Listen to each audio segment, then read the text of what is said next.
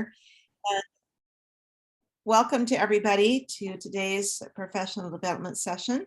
I'm Gretchen Jordan. I'm the Alive Association Manager, and I'm really pleased to work with a great group of professionals on the Alive Local Associations Committee. So they're going to be sharing some of their knowledge and expertise again. But just a couple of quick housekeeping things. So we're going to record the meeting, but we're doing some breakout sessions, and it won't record during the breakout, but we'll be putting the slide deck and the main meeting recording up on the, somebody's waving at me while I'm at a meeting here. I'll be putting up that recording and the slide deck on the members only side of the webpage. So if you need assistance accessing that later on, just let me know. And great to see everybody here today. I just want to publicly apologize. When we picked this date way back in June, I think it was June or early July, I did not realize today was Yom Kippur. So apologies for anybody watching the recording later because they couldn't attend today because of the holiday. I apologize. So I will go ahead and turn it off to Mary Lynn for our other welcome and intro part. Apologies. I'm playing with I apologize. I'm playing with who I'm looking at. Sorry.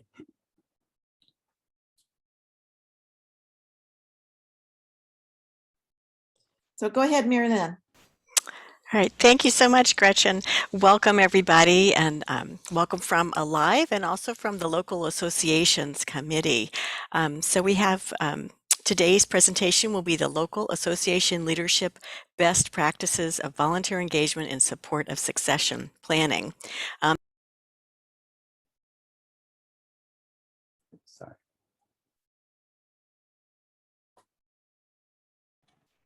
Mary Lynn, it looks like you went on mute. You might want to back up just a little bit. We heard your first introduction and then it cut out, but it's still muted. Okay, can you hear me now? You got me. Okay, good. All right. So welcome from Alive and from the Local Associations Committee.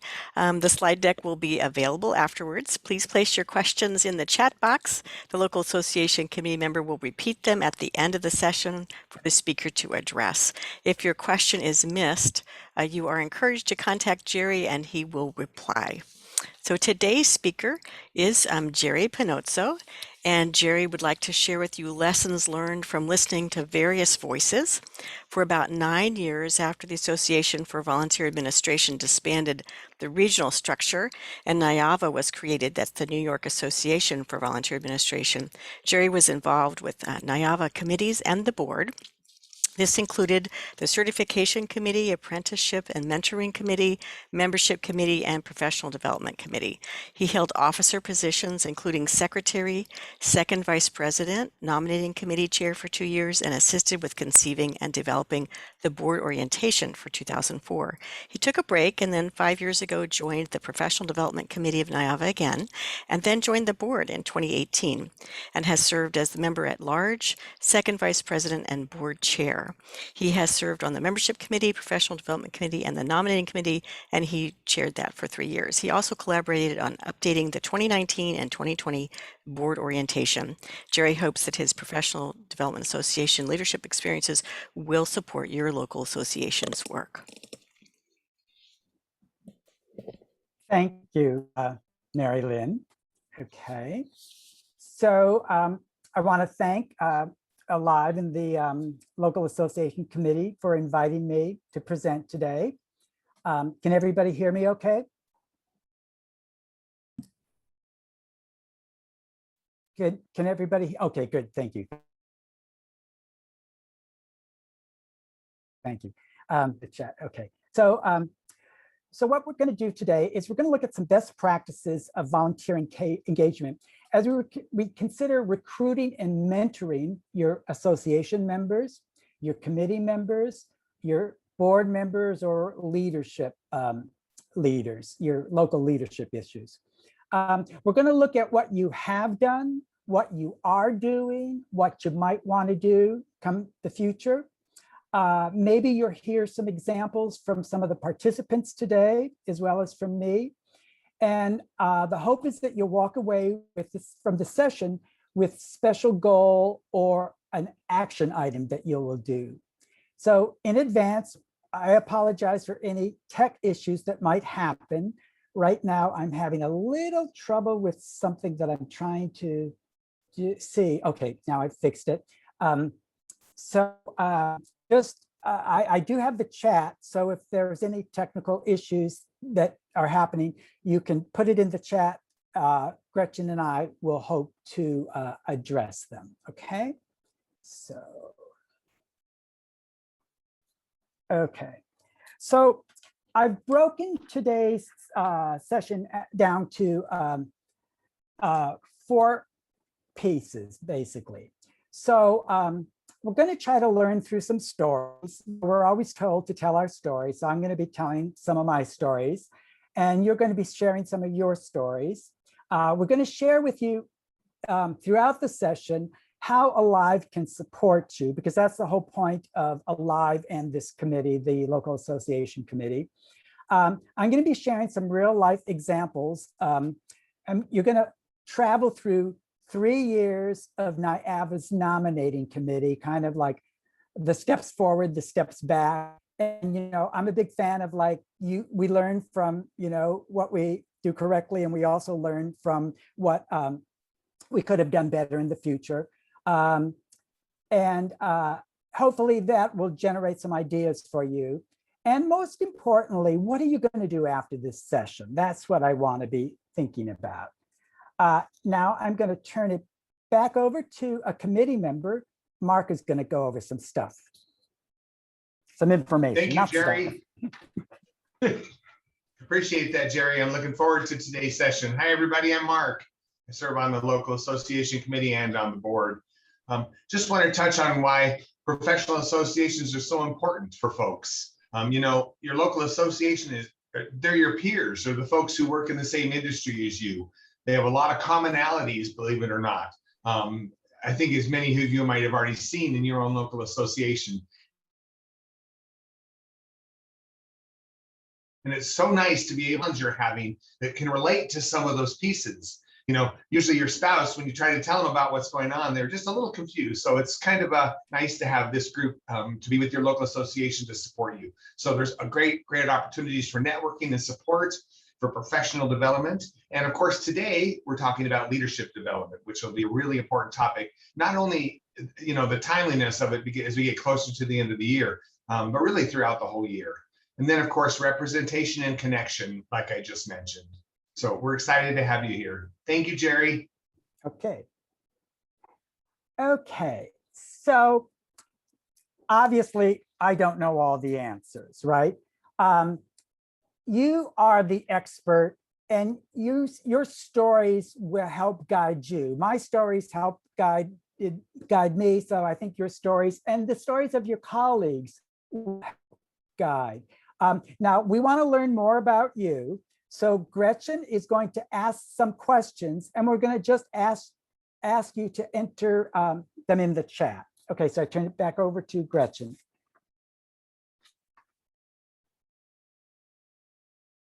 So Gretchen?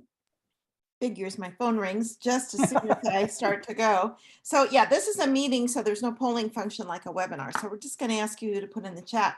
Have you served on a board, or currently yes, or in the past for a local professional association? And just put in the chat box yes or no so we could see.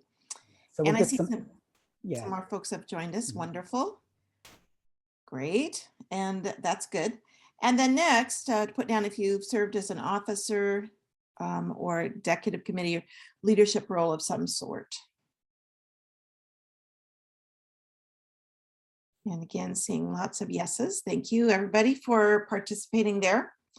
And then the last question is, has your local association eliminated the formal board structure and transitioned to, you know, like a group of leaders or some other type of format? And just yes or no, or comment.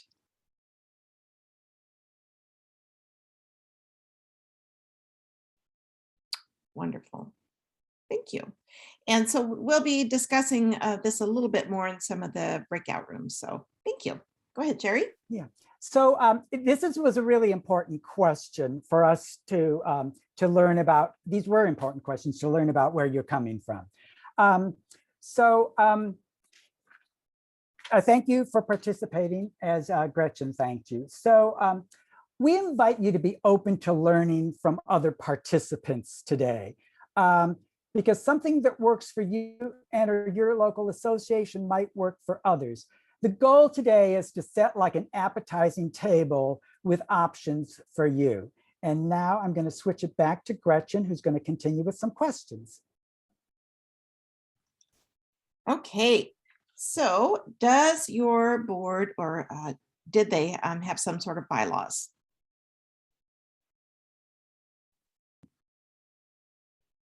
Thank you. Great. See a lot of affirmatives. And does your board have policies and procedures? And Jerry, there's lots of yeses and there's no, yes, and but I developing guess, more. yeah, and that's all answers are okay. That just helps Exactly. Jerry know when he's, talking to kind of refine what he's going to talk about. So there you go, Jerry. Okie dokie. Well, one of the things that I've learned since joining the committee was that not all associations have had formal boards, and this is something that we've been discussing, and that actually led to some of my approaches for this session, because I've always been part of like really structured ones, even though I've been involved with various boards. So maybe your local association is struggling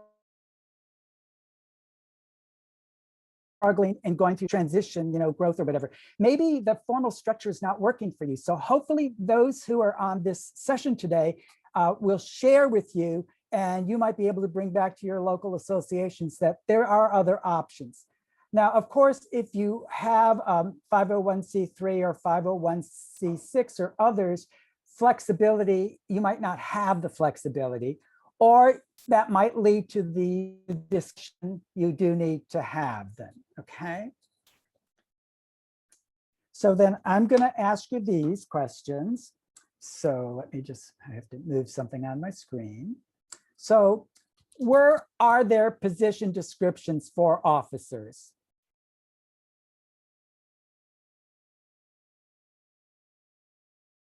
Oops, sorry.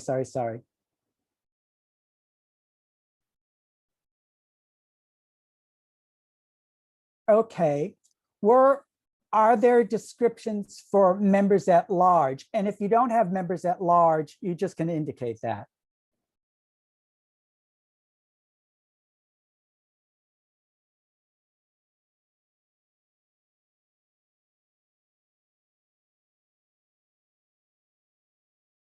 Okay. Is there a nomination committee regarding recruiting as well as screening and vetting? So this is important for what we're going to look at today. Okay. Okay. So we're seeing a little bit more diversity in answers here than we had the earlier questions, right? Okay. Okay. So the last one is there a board orientation?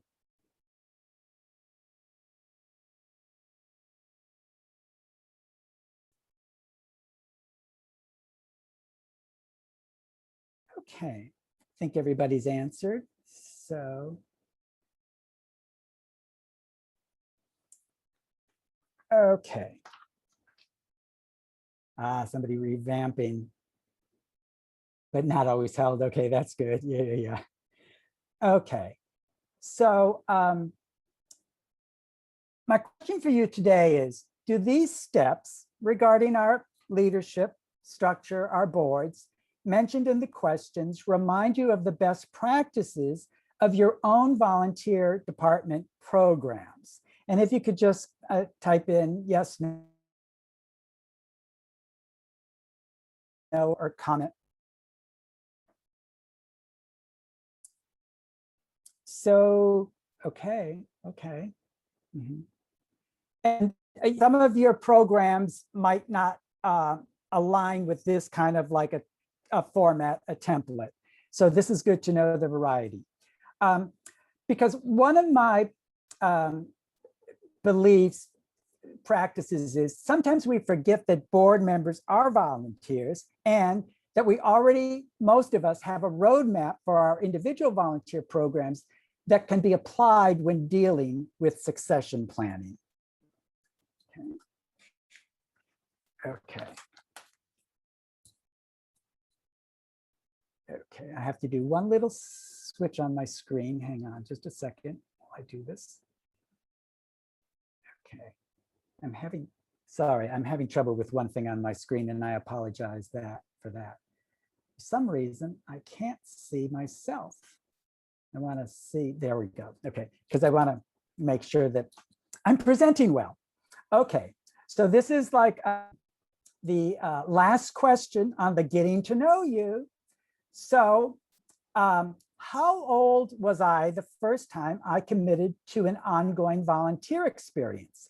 So A is under 16, B 17 to, or you know the drill. Okay. Okay. Okay. Okay. Okay. Okay. I think we've got everybody's answer. Okay. Okay. Okay. Full reveal. I was 38 before I volunteered. So, so I fall into the E category, and I think I'm the only one who did. Now, I will explain that my first career was feast or famine. So I really didn't have, and it is a luxury of time sometimes. Do you have time? Do you have a regular schedule that allows you to volunteer? So the reason I ask this question is when we're recruiting and succession planning for a board, we need to really think about we're asking people to step in the shoes of a leader, a volunteer leader. And we have to make sure that we're going to support them in walking in those shoes. So a brief story that I'll start with. So the first time I ever volunteered at 38 was for the dance committee at the LGBT Community Center here in New York City. I had like a job that I could actually like commit to, like a volunteer commitment. I found something that was going to be happening on weekends, 2 weekends out of the month. So that would jive with my current job. So I went to a volunteer night. Okay. I selected a volunteer opportunity. Full disclosure, I knew which committee I was going to join beforehand because that was listed. And I showed up to volunteer.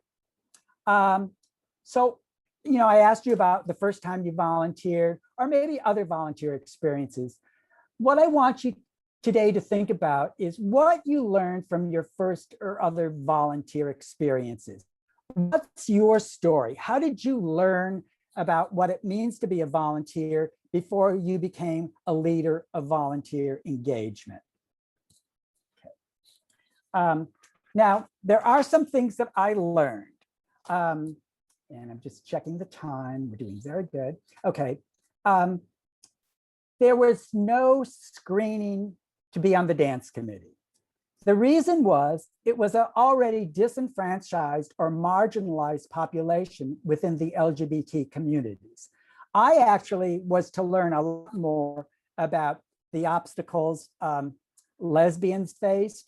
I was to learn a lot more about the obstacles people of color faced with marginalized within the LGBT community. So for me, that was a real learning experience. However, that meant there was no vetting for the committee. I'm not going to go into details now. That would be over drinks at a happy hour. But my personal approach to risk management is based a lot on what was happening on a committee that anyone could join. Rules and guidelines weren't like established. Let me just say we did 2 dances per month, and alcohol was provided after you gave a drink ticket. We didn't sell alcohol. We sold drink tickets. The other thing that I learned before I had my career change was people were loyal to the dance committee. They had real ownership of it. And the center really valued, because we were bringing money in, which was, believe it or not, this was an old building, buying coal to be shoveled into the furnace. So they were very grateful for the money we brought in. However, it was the mission, didn't even know what the mission was. So the folk weren't committed to the mission. How does this apply to you and your local associations? Are people committed to the mission, the vision for your professional association? Or do they have another agenda? And this is something that one explores through the screening and vetting process. Then what also I learned for my first volunteer experience was some folk in leadership roles really hoarded power. We actually talked about this on the committee. This can be a barrier for growing leadership and part of your succession planning. And just in terms of, you can put it in the chat, and everything is confidential. Have you noticed that maybe some people did hoard power or knowledge within your associations? Just kind of curious. It's not critical, but has anybody had that kind of experience? I'll just give people a few minutes. Okay. Okay. Oh, wow. Oh, term limits. Good point. That comes up. Yeah. I mean, it does happen. Okay. So just to continue with my story briefly. Oops, I apologize. Because I too get I didn't turn the dinger off on my phone.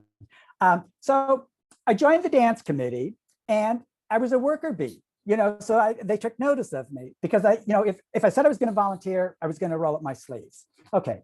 So then they courted me to take on leadership roles, which I did. And you'll notice the clipboard there. Well, because I had the theater background before my career change, I said, well, where's the setup list? Because we had a setup for the dances, we had shifts for the dances, and then we had takedown. So of course, I came up with a clipboard with, this is what needs to happen, who's going to be assigned to do it. One of the challenges was some of this information was only in people's heads. And coming from my background in theater, it's like, well, who's the understudy kind of theory? It's like, if that person's not here to do that task, who knows what needs to be done?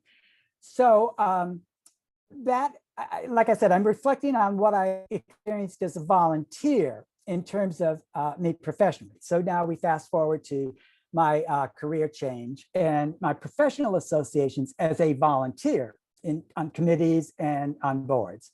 So we were at the time when I joined a regional chapter, which Mary Lynn referred to in the intro she did for me. So somebody had stepped down from the leadership group. It wasn't like so much a formal board. There was a president and vice chair or something like that, chair and vice chair. Anyway, I was invited to join. Now, I will say that there was one person who wasn't very nice to me, a colleague, a fellow volunteer administrator. I ask her questions because those who know me know that I've always got questions. And I asked this question about this one thing. And one person in leadership said, why are we going over this again? We've already gone over this. At that point, I said, I will never treat another colleague like that. I will never treat a volunteer like that. If someone asks a question, we need to respect that question. I don't know if anybody has ever had negative experiences with, fellow leadership volunteers or serving on a board. Feel free to share if you want to. We don't want to focus on the negative, but sometimes it does happen. So then there was a task force when we transitioned from a new regional chapter to a local association. I was invited, once again, see the pattern, to serve on that. That actually led to me then serving on the board in various positions for about 9 years. Okay. Now, at one point, I was invited to an international board, and I think it's because I was very involved in my local association that I was tapped into. So that's the other thing to think about, that, what is the potential stepping stones, in terms of greater involvement, like, thinking about your involvement locally, like, right now, Alive is recruiting for their board members, so maybe you're ready for that next step. Okay, I was recruited by another local association that was specific for healthcare, and I ended up on the nominating committee, and I ended up as the chair. I wasn't very well prepared for it, and it wasn't very structured. People did help me out, but it wasn't a super rewarding experience because I really wasn't prepared for that. Then I was recruited to return to the NIAVA board, and I'm going to be focusing on the 3 years on the nominating committee. What I do want to take a few minutes, I just want to check the chats, if you don't mind, because we're doing okay time-wise. I have the time marked on the slides, and we're doing okay. Okay. Yeah. Okay. Thanks. Okay. And I got, just to reinforce, Mary Lynn is tracking the questions. So as I go through this, if there's any questions that come up, just type them, and then Mary Lynn will run them by me, because that's how we're doing it today. Okay. Okay. So let me just see. Now I'm going to turn it over to Jen, who will share with you how Alive can assist you with succession planning. Here you go, Jen. Okay, so I would also just add anecdotally that between mentorships that I've done and my own experience with local professional associations, if you're struggling with your succession planning, that's a very common struggle that many of us share. So don't feel alone. It's something we all run into, and it tends to be something we all have to address at some point. One way you can help yourselves with that is through Alive. We have these gatherings about quarterly on different topics. Last time it was about financial information. This time it's about succession planning. We also have mentoring available. So someone who has a lot of experience in a local association could be available to you as a mentor to help you walk through your specific challenges that you're facing in a confidential way and on a one-on-one and targeted way.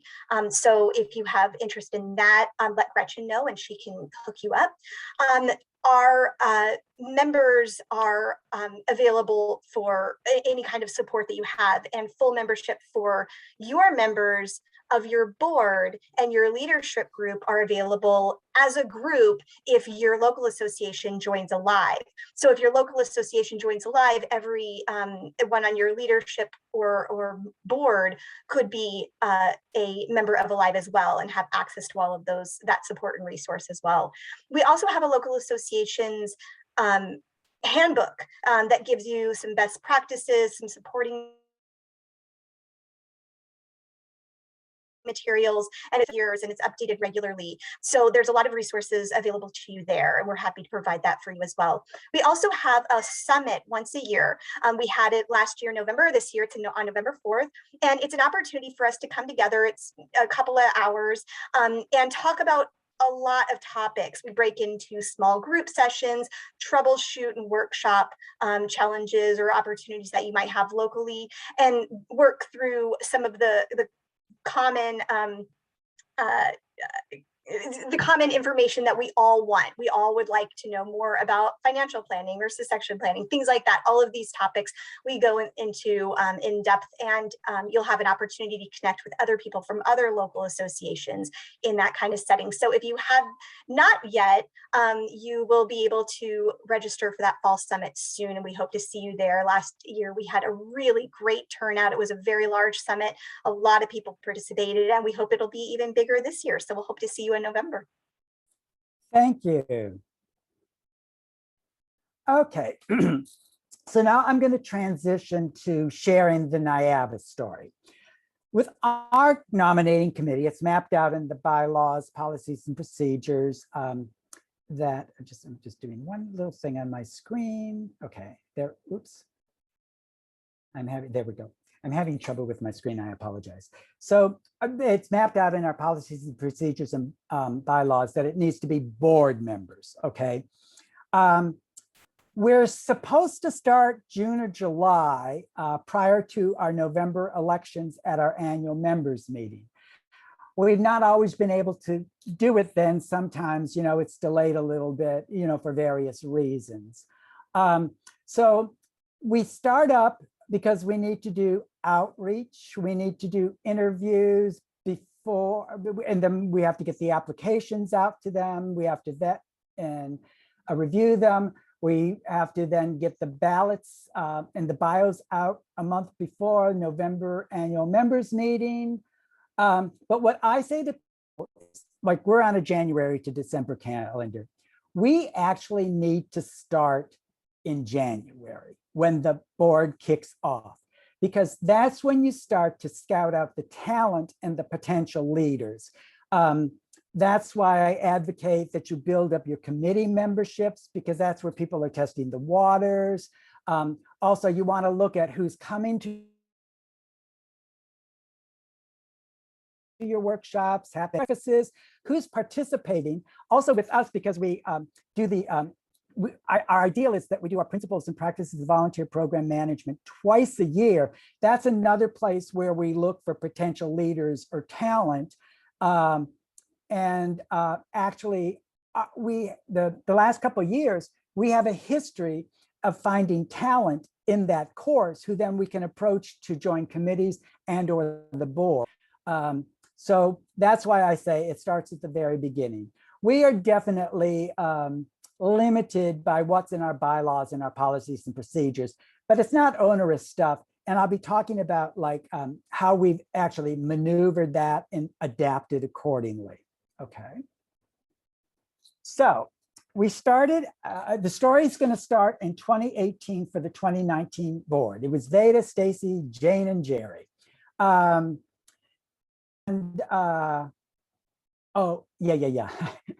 I had to think which Jane it was because there are several Janes. I'm going, oh yeah, it was Jane L. Okay, so we first reached out to our current board members, and there were lessons to be learned.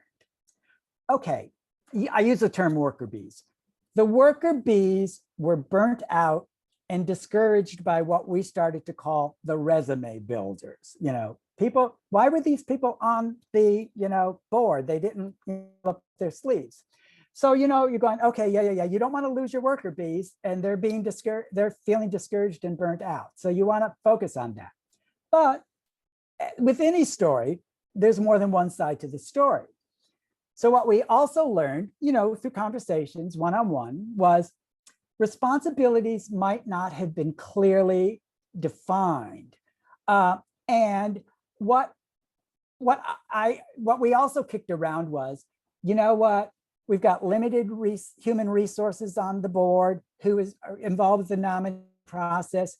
Maybe they just couldn't do it all, So our focus was, okay, like, how do we address that? So we tried to clean up the act and put systems in place.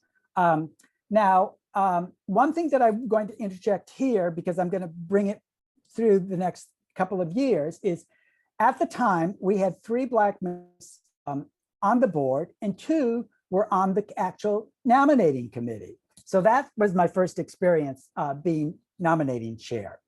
Okay, so then what happened down the road? We focused on recruiting for the executive committee, because unfortunately the 2018 president did not have a board chair or a secretary. And what's typical of our profession is, well, nobody's there to do it, I guess I'll have to do it, which really wasn't fair for the president. So we said, we really gotta, Now, we also reinstated some practices that had kind of fallen by the wayside. And once again, I really do feel as though it was like human resources. It's just limited, there's only so much the people bearing the load could handle.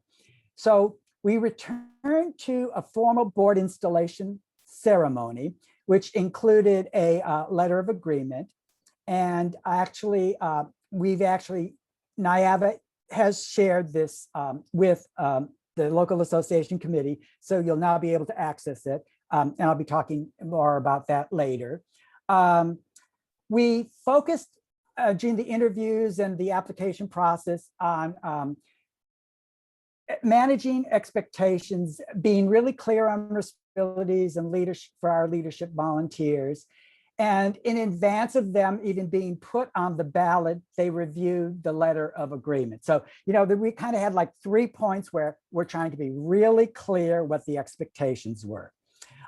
We mentioned that I was involved in like the implementation in 2004 of an orientation.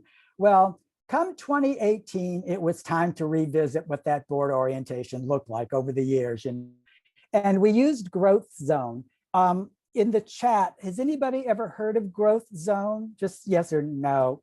Maybe you might not have. We were fortunate. We had a wonderful person on the nominating committee who was very familiar with it. You can just Google them. I mean, there's products that they're involved with, but they've got like really great templates for like dealing with membership.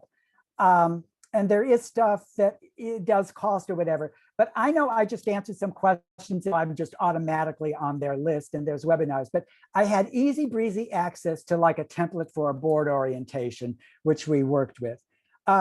We're required in our policies and procedures for the board on an annual basis to review the policies and procedures. So we actually took that opportunity to look at what are we asking of the officers? What are we asking of our members at large? So like I said, this was kind of like, we didn't want to reinvent the wheel. We wanted to look at what was in place that had maybe been dropped by the wayside. Now, we went from a board of 12 who were unclear about responsibilities, not necessarily a fault of their own or anybody else's, to a board of 7. So pay attention, from 12 to 7, because I want to continue down this journey with us. Okay, so 2019, 2020, it was Shana, Veda, Jerry. We followed the outreach, we continued the process, and there was a deeper dive that we dealt with. There was, because I was board chair this year, I had to take a deeper dive into the policies and procedures and the bylaws. I was to discover that in the policies and procedures, in a place far away from where the nominating committee information was, there was like this really intense process for the board electing the officers. And I should clarify at this point, when we transitioned to the current bylaws, we no longer had members voting on the officers. That was an internal vote by the board. And just out of curiosity, in the chat, if you're comfortable, do your members vote on officers or does your board vote on officers? Just kind of curious about that. So anyway, so we came up with a simpler process and incorporated some of the things that we really liked. And this was like, actually, I think a good thing. I just want to see the answers. Okay. Okay. And previously we had done it with like, these are the officers, these are the people in place. Okay, thank you. As you can see me reading the chat here. Okay, I'm not looking at you, so I don't know, it's like, but you're looking at me maybe. Okay, so the good news is we increased the board by 2.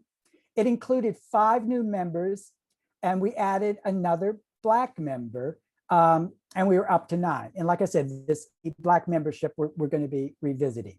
Now, the things that were, I think, really interesting for us was because we adapted the board orientation from the previous year, we thought we had put together a really cool board orientation. Once implemented, sometimes you go, oh, well, that didn't work the way we thought it would work. So we really focused on cleaning it up. So, and this was actually since Veda had been involved, and she's the one who turned us on to Growth Zone, since Shana was on the nominating committee and was going to be running for president, and I was going to be running for board chair. We actually had the people that we needed, fortunately, and not by plan, just it happened, that we could like rework the board orientation. And one of my favorite flip chart exercises, which was a team building exercise, was what's the focus for NIAVA for 2020? So the first question was the goal for the organization, the big picture. What's the goal regarding governance? We're a 501c3. What do you know about governance? What are we, going to be doing about that? But my favorite question was, what as an individual board member are you going to do? Because we really wanted to hone in, the big picture, we're 501c3, but what individually are you going to do? So team building and also like building up the individual on the committee. Okay, so here's the 2019 NIAVA annual members meeting after the installation ceremony. I just want to mention that what we did is, one person's missing because of schedule. A former board member read aloud an abbreviated version of the letter of agreement, and the new board publicly agreed to abide by it and then signed it. Remember the in-person days, back those days in person? As I mentioned, the letter of agreement is going to be in the Alive Resources Handbook. But once again, pointing out that our members saw this before they signed it. It wasn't anything new to them. And there I am right in the middle, and I appear to be the shortest person. Okay, so here's a picture from the orientation. And our fearless leaders, me in the middle.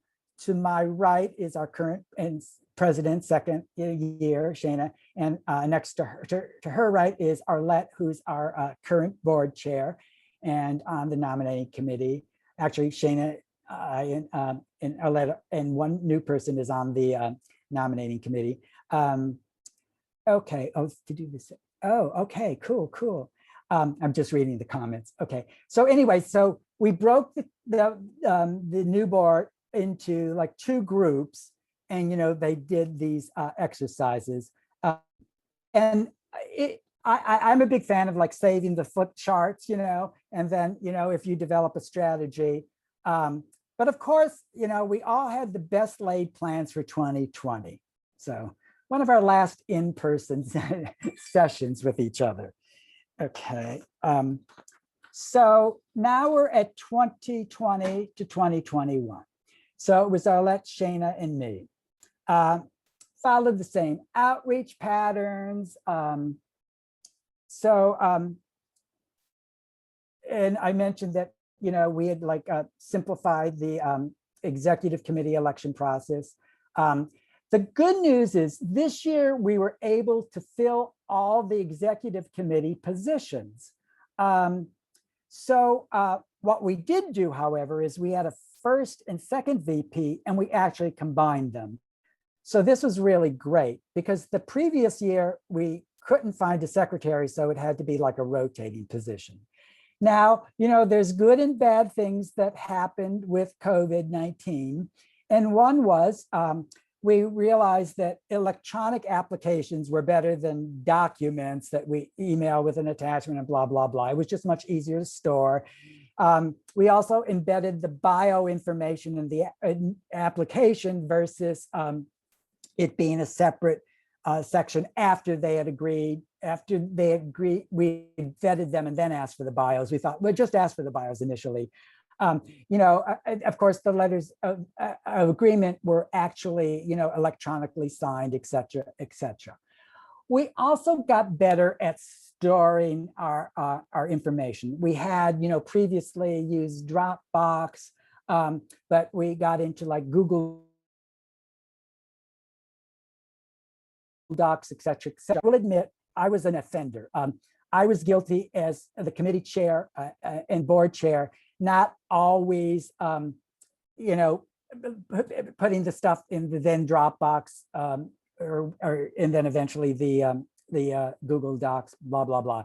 So actually, when the committee was talking about this, the issue came up is if information is not properly stored, when somebody leaves the board, what happens? One person on the committee mentioned, and it could have been the treasurer or something, and you can correct me because you're on this session, but like maybe it was the treasurer or somebody, everything was in somebody's basement, in a box in the basement. And, these things happened, and, but now we have like the strategy to address these things.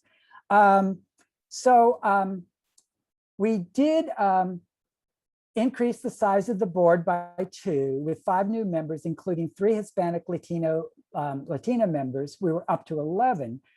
However, we were down to only 1 Black board member, which I will be talking about next. And because during 2021, we attempted to address that. We also started to explore the option of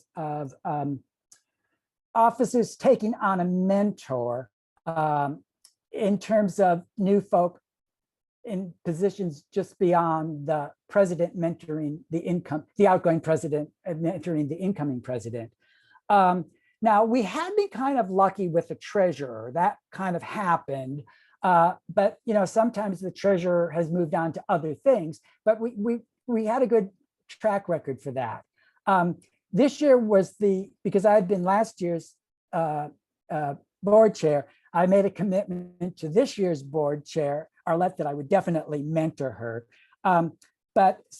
These are things that we explored in 2020 and some things we were able to implement come 2021.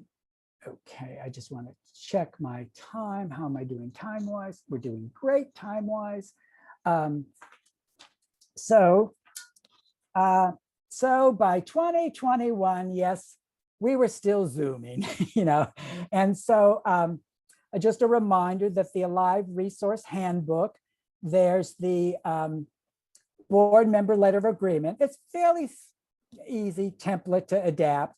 Our board orientation outline is really just a guide. If you don't have bylaws, it doesn't make as much sense, maybe. You might focus on, we focused on specific articles in the bylaws. Yours is an independent individual one, so it is what it is. Okay. And just like I said, it's a tool that Alive now can provide for you in that resource handbooks. And, just a reminder, because it was mentioned earlier when we had the quarterly session on the treasury part and that kind of stuff, great stuff was collected and then transferred to the resource handbook. Okay, so then, oops. Okay, so we get to 21 for 2022. So it's Dana's our new person, Shana, Arlette, and Jerry. Okay, so, we started the year with focusing on increasing membership numbers. Why? If you don't have members, you don't have people for your committees. If you don't have people for your committees, you're not spotting potential leaders. Therefore, you're challenged to find board candidates, okay? In terms of our concern about the diverse representation, okay. The membership committee recruited a group that we called Membership Diversity / Targeted Ad Hoc Committee. The decision was to be not too broad. We kicked this around. Arlette, our board chair, led this. Our president was involved, and a member, Gail, from membership committee, and I were there. We were observers. Arlette was running with the ball. We actually agreed to use the term Black, which I've been using during this session, versus this really was target. We were able to submit one report to the board. And if Arlette wants to put something in the chat, I invite her to do that. I will use one learning lesson that, for me, despite being a gay male, I'm like a gay white male. And both my first career and second career, I had an experience that our Black colleagues pointed out. And one person who had been on the board said, well, I felt I needed to stay because I was the only one there, or there were not that many of us there. And this is the information that one of privilege can only learn by hearing it from somebody else, and that sort of thing too. Okay, so I was really pleased with this. We introduced Zoom sessions for candidates, both for returning board members and for new candidates. And we called them open houses, and they were run by our chair of the nominating committee, Arlette. It was an opportunity to meet the current nominating committee. We invited fellow board members to, share in their input, introduce themselves. It was an info sharing session. And basically we went over with slides what we would have emailed them or chatted with them in person. So the goal was, okay, let's go over the basics with more than one people. Let's make it a social thing. It was like 45 minutes or something. And then we'll do the one-on-one interview. And once we've interviewed them, then we share with them the link to the application. So the process was continued to be fine-tuned. So I was really pleased. We've had one, we have the next one coming up. So, and they've really, you know what, if we hadn't had COVID and all got familiar with Zoom, I don't think we would have thought of this idea. That's just my opinion. So what we're exploring is the incoming president position we've never had. We have a former president position. In some places, it's like the VP becomes the president. And what we're exploring is, because it's too much for a person to learn on the job, we're looking at, is the board chair, who is responsible to compliance to bylaws and policies positions, is that an entry, is that a stepping stone to a president? What about the treasurer, who really learns like the back channels of how we handle all the money and blah, blah, blah, We're thinking, we haven't come up with solutions, but that's the advantage of having a nominating committee where you kick around ideas and everything. We continually update the officer positions. Actually, like previous year, it's like, well, you know what, maybe we're not being realistic here versus what they need to hear, We're actually looking at the member at large. And somebody in the comments said, we've actually given term limits to members at large, which is really an interesting perspective on that. So, we too are exploring that. So I just wanted to check the chats real quickly. Okay. Okay, thanks, Arlette. Yeah. And okay, so let me just check. Okay, so where are we at now? Actually, our ballots and bios are to go out Friday, October 15th. And this is my opportunity to thank the nominating committees from 2018 through today. Okay, so thank you. Okay. So now I've been doing the talking. So I'm checking the time and we're really good. We're 6 minutes ahead of my schedule. Okay, so we're going to do some breakout groups, but let me just chat with you. Gretchen, I think, we initially said they were going to be 5 minutes. I think we can go with like 6 minutes or 7 minutes because we're a little ahead of schedule. And then the report out, it'll be 3 or 4 minutes, okay? So a quote that I really like is, I thought it was from Justice Breyer, then I heard it was from Justice Sandra Day O'Connor. Whoever it's from, I really like it. And I think this is a great way of doing breakout groups or discussions. And I did this when I was chair of the apprentice and new member breakfast meetings or whatever. But each person speaks once before a person speaks a second time, So I'm going to ask you to respond to only one question. You can also pass if you're uncomfortable. We don't want anybody feeling pressured.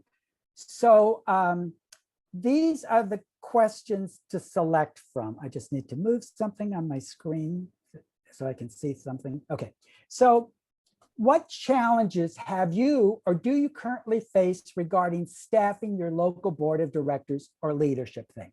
Maybe that applies to you. Or has your professional association transitioned to a less formal structure? If yes, can you briefly share? Because all these questions are for Alive and the local association committee. Get it? You know, it's like, we need to hear from you. Or are there success stories you would like to share? Because we should always take the opportunity to celebrate success. And we don't want to talk about just the negative. We want the positive stories as well. And did you get any ideas today? You expand on the new ideas, just state it, because there's going to be another exercise when I'm not talking, you're going to be sharing about what your ideas you got from today. Now, let me just check. Okay, so I'm going to leave this slide up, but I'm going to turn it over to Gretchen, who will then take over. You ready, Gretchen? You bet. I've assigned rooms, and members of our committee are going to be the facilitators. Jerry's in a room, but he should be able to hop from room to room. And I'm going to stay here in the main area in case anybody pops in, and I can assign them at that point. So we'll go about 5.5 minutes or so to get back with that. So here we go. I'm going to open the rooms. We'll see you in about 5.5 minutes.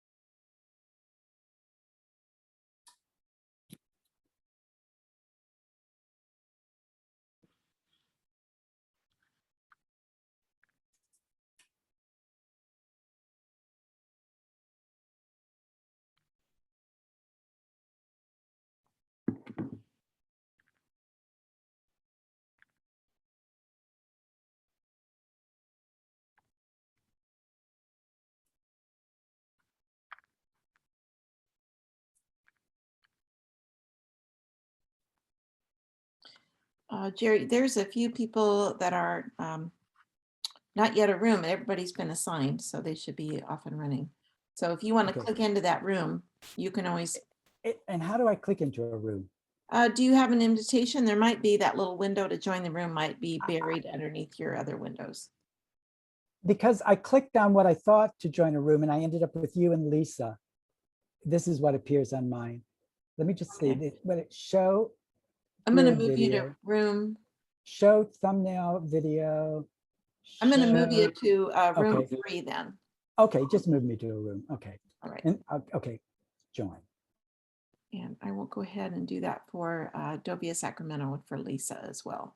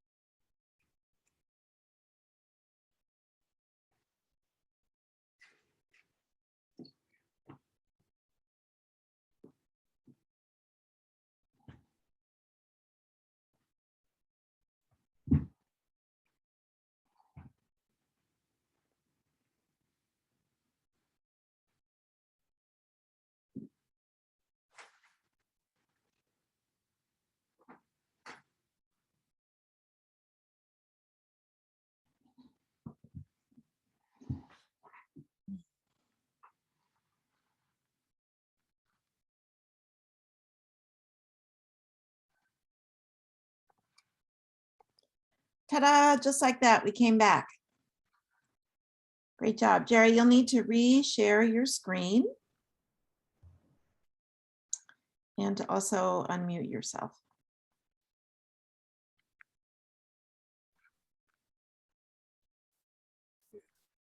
And now I can hear you. So you just need to share your screen. There we go. And we go on to the next slide. Very good. So people are going to report out.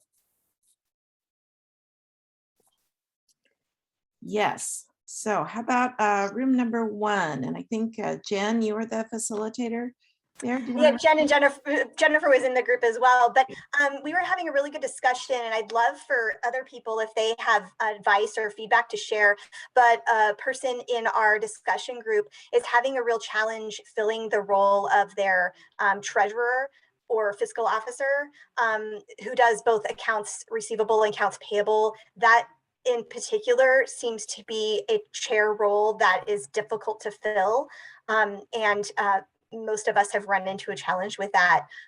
If anybody has an idea, one idea I shared was that we recruited somebody who was not a volunteer program manager, who was in nonprofit sector, but whose focus was in finance. And we found a really wonderful board member fiscal officer that way. But I'd love more ideas if anyone has them.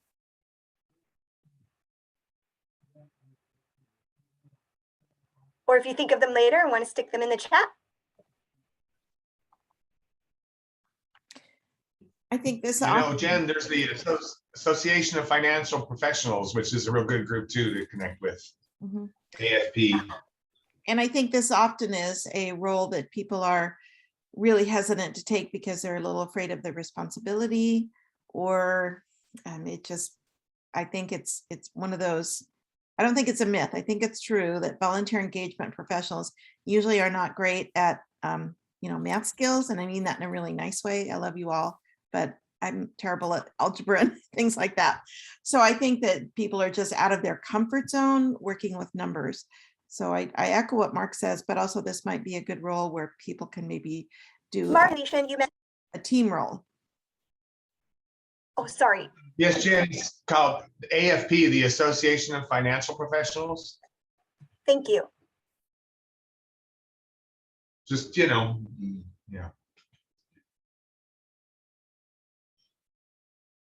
Okay, and then how about room 2? That was Mary Lynn.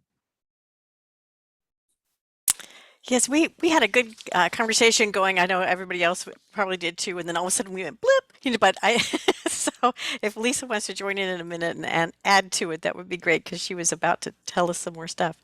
But we were answering the first question, really talking about challenges. And one of the comments was that everyone pulling their weight on the board is actually, can be a problem or is a challenge, so that the whole organization or association is stronger if you can get more people on the board actually engaged and joining in with doing the tasks instead of it falling to a little group, and then also talking about just people getting the board members to attend board meetings can be challenging, that people are busy or distracted, whatever happens to be going on. So in one instance they have 12 board members, but only 3 board members showed up for a meeting. And that was, I believe, online, so it wasn't even in person. And so having challenges with people actually showing up to participate as board members in the meeting. And then also finding people to be on the board, getting the appropriate people and getting people to join in and agree to serve. So one of the things that was commented on too was, ideas that came out of the presentation so far today. One of them was to look at a more formal structure and go back to getting something like a letter of agreement. And so making it a formal commitment as opposed to it being less formal, maybe doing a little more with that type of structure might get the commitment level up. And then Lisa, you were in the middle of talking, so I don't know if there was anything else you wanted to share. No, I was just going to add that I'm from the first state, the state of Delaware. And so we have a very small group in DAVA as it is. Any of you know who Angela Williams board, but just trying to even get members, because we had a fairly robust group and then DAVA kind of killed it. I mean, COVID kind of killed it. And 3 of us on our board work for hospitals or a blood bank. So we are all stretched pretty thin at the moment, trying to just keep our head above water with the current pandemic. So it's just, for us, it's rough right now.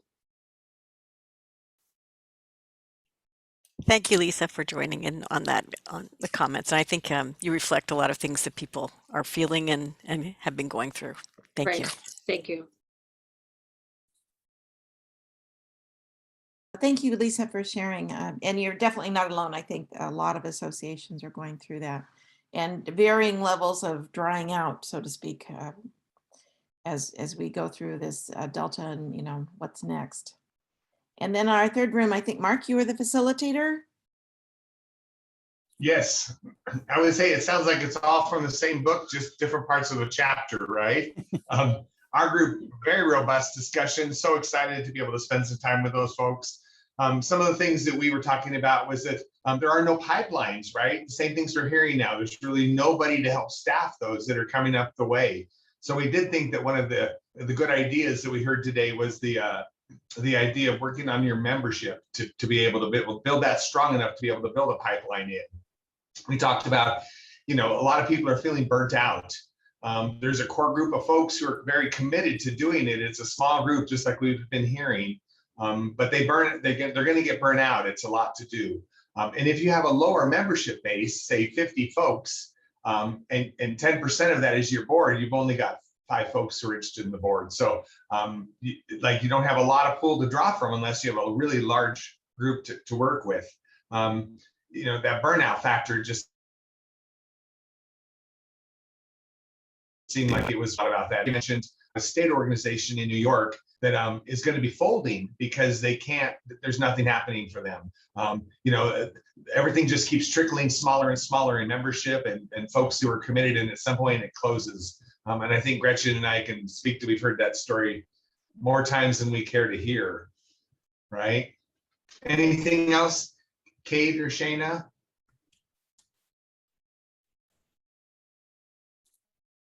I think we talked, also just about resources, and that some things have to, might have to wait or not be as robust. And that if membership doesn't understand why they're not getting regular emails or anything like that, it's that simply you have to be mindful of what people are available to do, especially because most of us are volunteering our time.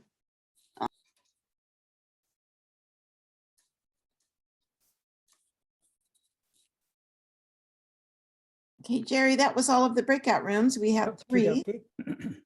And Jenna shared a really great idea there in the chat. I invite everybody to check that out. Yeah. Okay, so I'm going to go back to, okay, so oops, just getting set up. Okay, so then I go to this, oops. Okay, can everybody hear me? Can people hear me? Okay, good. Yeah. Okay, yeah. Okay, so to continue with succession planning, your future path. Okay, you're going to identify one best practice of volunteer engagement that will be your action item goal for after today. So I've presented stuff, your colleagues have presented stuff. So this is where you walk away with something, just one thing, okay? And if you want to come up with more than that, fine, but one thing is sufficient. Some examples. You're going to encourage your association members to get involved, okay? You're going to nurture association members, committee members, board members with regards to transitioning to more leadership roles. Maybe a member at large, you want to encourage them to move on to an officer position. Maybe you want to improve your outreach and recruitment, your vetting, your mentoring, or ways you set them up to succeed. I think Gretchen's going to transition to a little bit of music. So at your own pace, think about what you're going to do and what you might do, and then we'll look to the chat. Any questions on that? So, think about it and then start sharing and typing. Any questions? So Gretchen, the music.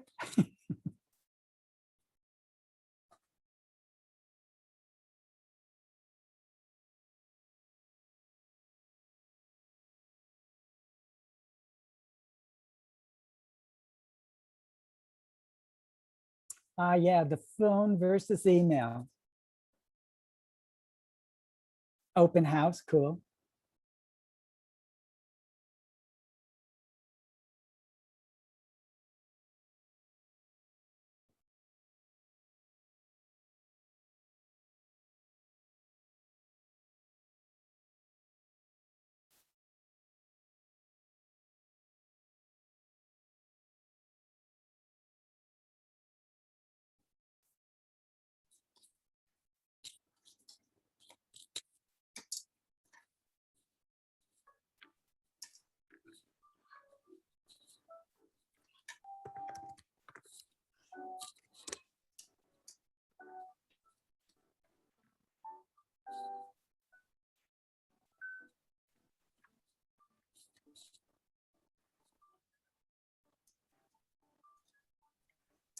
So I'm not sure if people on the phones can necessarily see. So I'm going to read some of these if that's okay with folk.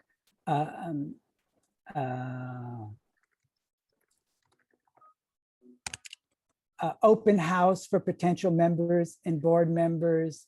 Use the phone instead of email once in a while to make more personal connections. People really like that one. I'm going to start a board open house. Yes, on the open house. Go back to basics. Alive does a 30-minute webinar for potential board members. It's been very helpful. Number 3 for me, engage members of my association to step up in a board or a committee. I would pledge to mentor them. Cool. Maybe a board installation next year. I like the idea. Tomorrow we have our annual conference when we meet with those in Southern California. In a breakout, we will talk about membership and leadership. Also, we'll talk about trade-offs to uphold our cultural ideals, equity, empathy, and leadership development. I'd like NYAVA to continue to build on our committees. We host an annual info event inviting people to learn about board service. Great opportunity to recruit over drinks and tapas. Oh, that's cool. That's cool. I will save this chat as part of the presentation. Throughout the year after workshops, try to reach out to new attendees one-on-one to try to engage them right away. That's cool. That's cool. All super ideas. Yes, Dana. Every event is an opportunity to recruit for the board. Okay, have a great conference tomorrow. Okay, thank you, Gretchen. We just, okay, we have no one. Okay, okay. Has everybody mapped out what their focus is? I think I've read all that have been posted. Okay, so I'm looking at the time. We're doing very well on the time. Okay, so oh, so it's 2021. We'll focus on membership drive. Okay, good. Sorry. Yeah. It gets so confusing. Just when you learn what year it is, the next year's here already. Okay. Yeah, really, Jen. Really. Okay. Give a few more minutes. Oh, okay. So thank you. Okay. So just let me set up something. I want to look at this. Okay. So I started by sharing my first volunteer experience. I, however, didn't go into the ups and downs. Like I said, it was before my career change, and it was actually very interesting. And I will admit to you that a lot of my risk management practices and policies and procedures is actually based on the things that happened when I volunteered for 10 years on the dance committee, but that's another workshop. But one of the things I do want to point out too, it actually led to lifelong friendships. And, you know, that's a component of volunteering. And I certainly think it applies to our career as well. My volunteer experience actually led to my career change. Those who know me know that story. But what I want you to consider is committee work and or board volunteering as a component of your professional development plan. I think you already do that. I think you've already experienced, and this actually got discussed when we were just talking about this work. Colleagues do lead to friendships. You know, first they're colleagues who you know you can tap into, and then they do become friends, which is great. So I want you to think about your story. It's your story. You're the author of your story. I want to thank people who participated today. I'm going to have Mary Lynn read any questions. And if you're now thinking of questions that you didn't type in, that's cool too. Excuse me. Just to let you know that after the questions, hang on, because Jennifer is going to speak about some Alive stuff, because like I said, we want to share with you how Alive can support you. And then that's going to be followed by Gretchen. So please stay on. And we go to, here we go. And Jerry, I didn't see any questions in the chat. It was mostly commentary. So just an open forum here for you to respond to questions. Cool. I hope there's some questions. And I'm going to do the full screen. I'm going to do everybody's faces. I want to see everybody's faces. Okay, just shoot me with them. Have at it. No, I don't dye my hair. Next question. I do have a makeup, hair, and light person.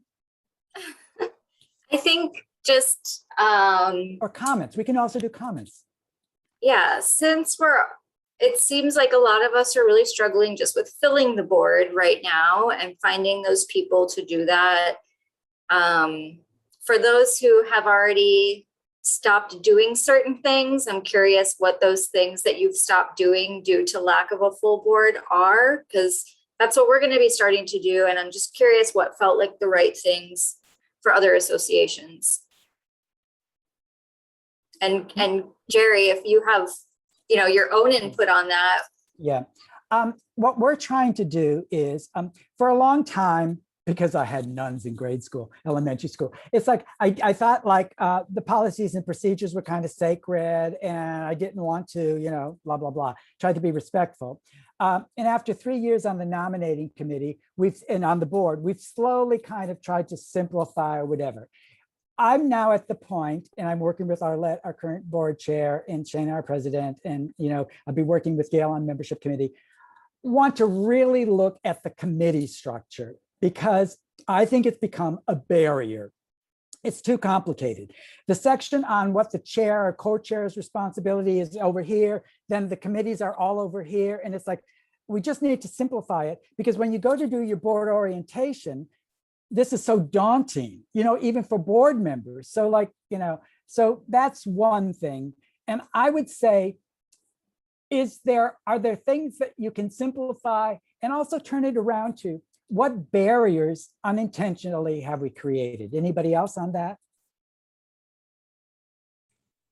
Yeah, I can definitely attest to that. Over the last 2 years, we've tried to remove a lot of barriers. One of the things we discussed in the breakout, maybe some of those barriers we should put back in place, because my board isn't participating very much. But we had a nominating committee that it was like pulling teeth to try to get people to volunteer to be on that nominating committee. And they were supposed to have monthly meetings on top of the board meetings. And it was already board members that were on that nominating committee. So it was creating another meeting for them. And we really had a discussion about, was that really serving the organization? Were we doing anything different in those nominating committee meetings than what could be accomplished in the board? And so we just decided to redo our bylaws and do away with those kind of committees, and focus more on kind of group leadership roles. And that has certainly seemed to complicate things a lot less. And still having trouble getting people to participate, and not having, just relying on that core group to get everything done. But as far as ease of access and streamlining the process, one thing you mentioned, Jerry, was Zoom. The Zoom environment has kind of helped us, and the digital environment. We've transitioned to Google Docs and done away with, we put together meeting minute templates that can just easily be filled in instead of having to have a formal secretary who types out everything that's happening. We just put in the highlights. So that's helped a lot with actually getting board minutes out to the rest of the board. And so certainly still some challenges, but I'm definitely a fan of streamlining things and finding redundancies and doing away with them. One thing that I experienced when NIAVA was first formed were committee chairs were on the board automatically. So you already had the work people who had signed up, you know, the worker bees who are willing to do stuff, and co-chairs could also, or something like that. So you already had folks. So it's like, you know, it might be time to like revisit what your board makeup actually is, you know, so that's just a thought. But you know, diversity of ages on your board, I think is also important, because I suck at technology and Shana can attest to that. You know, like NIAVA was using the Dropbox, and then it's all of a sudden it's like, well, you know, we need to move on and stuff like that. So like diversity in age range on the board, I also think should be something to think about. Younger people are more familiar with the, there's somebody, this is like, she and I are always saying, it's like, oh, we've got to keep up, we've got to keep up, we've got to keep up, you know, so you know who you are. Any other comments or questions? Jerry, I need to have a hard stop at the half hour, so this is probably a good time to wrap up and go to the Okie next dokie. slide. So then I'll let me just do this, and then I'm going to do this, and then this is, and I turned it over to Jennifer. All right. Well, hopefully you all can hear me. We're going to talk real fast here, because all of us have to get back to that work and all those phone calls that just came in while we're sitting here. So, but upcoming events, we always have our Academy webinars. They're on a monthly basis and sometimes twice a month, depending if we have a lot of different topics. That program and advocacy group worked very, very hard to bring you informational items. Of course, if you're a member, there is no fee for this. So if your association's a member, you can send one of your board members to this. Hybrid conference. The hybrid conference is coming up. This is probably one of the most fun days that my group has. For some reason, we can get people to turn out for the hybrid conference when we can't even get them to turn out for monthly meetings, but they do turn out for the hybrid conference. This year's hybrid conference is October 19th and 20th, if I got my dates right. And it's on diversity, DEI. We know we've all heard a lot about it, but the group of speakers is going to be amazing on this. November 4th, we've already talked about, that's our local association summit. Again, our goal is to bring you the most valuable information we can in a short period of time. Mentoring, if your group is suffering like mine is, mentoring may be the way to go before you make some rash decision that you're going to disband completely. We don't want you to do that. Local association, volunteer engagement, professional handbook. Guys, this is a resource manual. There is a lot of valuable information. So you don't have to spend hours and hours and hours on the internet searching for forums and information. It's right there in that book. So reach out to us and get that. Okay, Miss Gretchen, did I do that fast enough? Thank you, Jerry, for your presentation today and for everybody that was here. It was wonderful. So I'll turn it back over to Gretchen now. Great job. Thank you. Yes, and we have actually a Live Academy. There's not one in October, but there's 2 in November. One has to do with, dealing with stress and burnout. So I think appropriate, just getting ready for the craziness of the end of year and all the holidays. So I want to thank Jerry very much for his work on this presentation and sharing his expertise and history. And it's got his contact information there. And also you can contact me at any time. If you'd like more information, if you'd like to be involved in this committee, or just any general questions. But I'd like to thank each of you for the work that you do for your local association, and great to see everyone. And look forward to seeing you at the next event. And good luck to Dovia LA tomorrow. Have a great conference. Thank you so much. See y'all. Bye. Everybody, bye. Hi, everyone.